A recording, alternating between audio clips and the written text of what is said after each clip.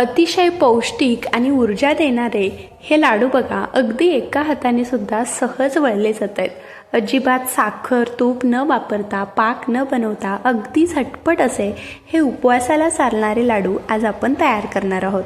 तर नमस्कार, मी प्रतीक्षा पुन्हा एकदा आपल्या सर्वांचं आपल्या लंबोदर किचनमध्ये मनापासून स्वागत करते. तर आज मी तुमच्यासाठी घेऊन आले शेंगदाणा गूळ घालून मस्त असे पौष्टिक उपवासाला चालणारे लाडवाची रेसिपी. बनवायला अगदी सोपी आहे, झटपट तयार होतात आणि चवीला देखील खूपच मस्त लागतात. तर चला तर मग आता वेळ न घालवता आजच्या व्हिडिओला सुरुवात करूया. तर त्यासाठी इथे मी 1.5 कप आणि वजनी प्रमाणात म्हटलं तर 1/2 किलो इतके हे शेंगदाणे घेतलेत. तर आता एका कढईमध्ये आपल्याला हे शेंगदाणे घालून छान खमंग आणि साल तडकेपर्यंत भाजून घ्यायचे. तर शेंगदाणे भाजल्यानंतर साल काढायला खूपच कठीण जातं, त्यामुळे इथे एक मी तुम्हाला खास ट्रिक सांगणार आहे, ज्यामुळे शेंगदाण्याची साल जी आहे ती अगदी पटकन वेगळी होते. तर त्यासाठी आपल्याला काय करायचं आहे, शेंगदाणे भाजण्यापूर्वी एक 5 मिनटं त्याला पाण्याचा हात लावून तसंच ठेवायचं, म्हणजे आणि त्यानंतर भाजून घ्यायचं, म्हणजे अगदी साल जी आहे ती पटकन निघते. तर अगदी 3 ते 4 मिनटं लो टू मिडियम गॅसवरती खमंग साल तडकेपर्यंत हे शेंगदाणे भाजून घ्यायचे. तर इथे बघा, एक 3 ते 4 मिनटं झालेली आहेत. अगदी साल तडकेपर्यंत हे शेंगदाणे छान एकसारखे मी हलवत भाजून घेतलेत. तर आता हे जे शेंगदाणे आहेत ते आपण एका ताटामध्ये किंवा परातीमध्ये काढून गार करण्यासाठी ठेवून देऊया. आता याच कढईमध्ये आपल्याला सारख्याच कपाने 1 कप इतकं किसलेलं सुकं खोबरं घ्यायचं आहे. वजनी प्रमाणात 150 ग्रॅम इतकं हे खोबरं आहे. तर आता अगदी मंद आचेवरती हे खोबरं देखील हलकासा तांबूस रंग येईपर्यंत भाजून घेऊया. तर खोबरं हे त्वचेसाठी, केसांच्या आरोग्यासाठी अतिशय फायदेशीर ठरते. खोबऱ्यामध्ये जास्त प्रमाणात फॅट्स असल्याने त्वरित शरीराला ऊर्जा पुरवते आणि त्यामुळे थकवा दूर होण्यास देखील मदत होते. तर इथे बघा, अगदी 2 ते 3 मिनटामध्येच खोबरं जे आहे ते छान असं भाजलं गेले. तर आता हे सुद्धा आपण गार करण्यासाठी ठेवून देऊया. तर इकडे आपले हे शेंगदाणे आणि खोबरं संपूर्णपणे मी इथे गार करून घेतलेलं आहे. आता या शेंगदाण्याची जी साल आहे ती आपल्याला काढून घ्यायची. तर अगदी आपण एक ट्रिक वापरल्यामुळे याची जी साल आहे ती बघा हाताने देखील अगदी सहज निघते.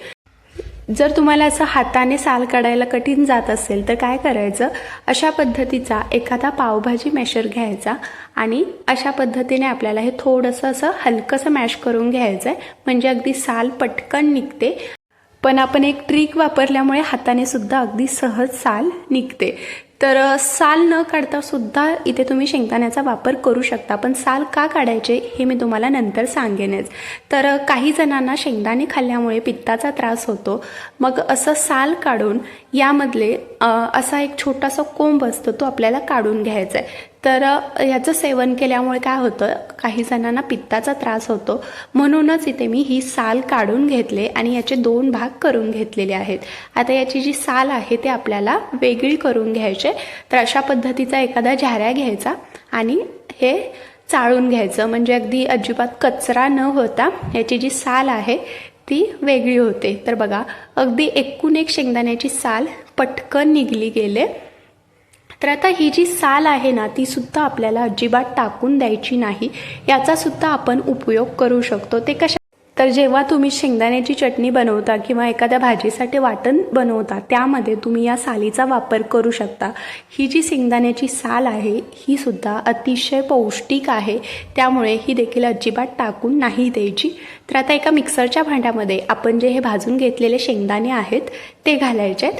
आता आज आपण साखर न वापरता गूळ वापरून हे लाडू तयार करणार आहोत, त्यामुळे इथे मी सुरुवातीला 1 कप इतका हा बारीक चिरलेला गूळ घेतला आहे. तर आता मिक्सरच्या भांड्यामध्ये हा संपूर्ण 1 कप आपल्याला गूळ घालायचा आहे. तर आता लाडवाची जी चव आहे ती अजून दुप्पट करण्यासाठी इथे मी आवडीनुसार वेलची पूड घालते. त्याचबरोबर अगदी 1/2 चमचा किसलेलं जायफळ घालायचं आहे. तर गुळाचा पदार्थ आहे त्यामध्ये थोडंसं जायफळ घातलं ना चव देखील अगदी छान लागते. तर आता मिक्सर चालू बंद करत पल्स मोडवरती आपल्याला हे फिरवून घ्यायचं आहे. तर बघा, अजिबात तुपाचा वापर न करता देखील याचं टेक्स्चर तुम्ही बघू शकता, परफेक्ट टेक्स्चर आलेलं आहे. तर आता हे जे मिश्रण आहे ते आपण एखाद्या ताटामध्ये बाजूला काढून घेऊया आणि आता याच मिक्सरच्या भांड्यामध्ये आपण जे भाजून घेतलेलं किसलेलं सुकं खोबरं होतं ते देखील घालायचं आहे आणि यामध्येच अर्धा कप इतका आणखीन आपल्याला गूळ घालायचं आहे. तर आपण 1.5 वाटी किंवा 1.5 कप इतकं शेंगदाणे घेतलेले, त्यासाठी आपल्याला 1.5 कपच गूळ हवा आहे, म्हणजे अगदी परफेक्ट गोडपणा येतो. तुम्ही तुमच्या आवडीनुसार गोड जे आहे ते कमी जास्त करू शकता. तर इथे मी गूळ आणि खोबरं देखील बारीक करून घेतलेलं आहे, हे देखील आपण यामध्येच मिक्स करूया. आणि आता हे संपूर्ण लाडवाचं मिश्रण जे आहे ते हाताने छान एकदा मिक्स करून घ्यायचं. तर बघा अगदी परफेक्ट टेक्स्चर आलेलं आहे. अजिबात पाक न बनवता, तुपाचा वापर न करता अगदी मस्त हे लाडू तयार होणार आहेत. तर आता पटकन आपण हे लाडू वळून घेऊया. तर इथे तुम्ही बघू शकता अगदी एका हाताने सुद्धा हे लाडू सहज वळले जात आहेत.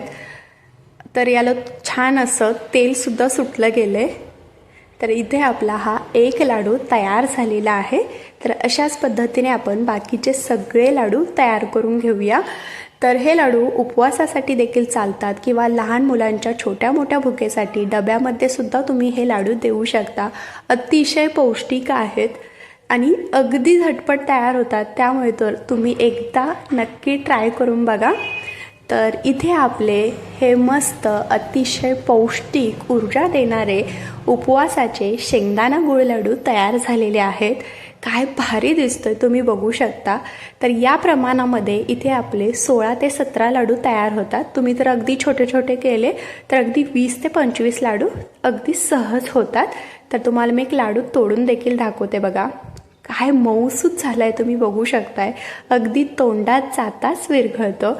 अगदी महिना ते 1.5 महिना हे लाडू आरामात टिकतात.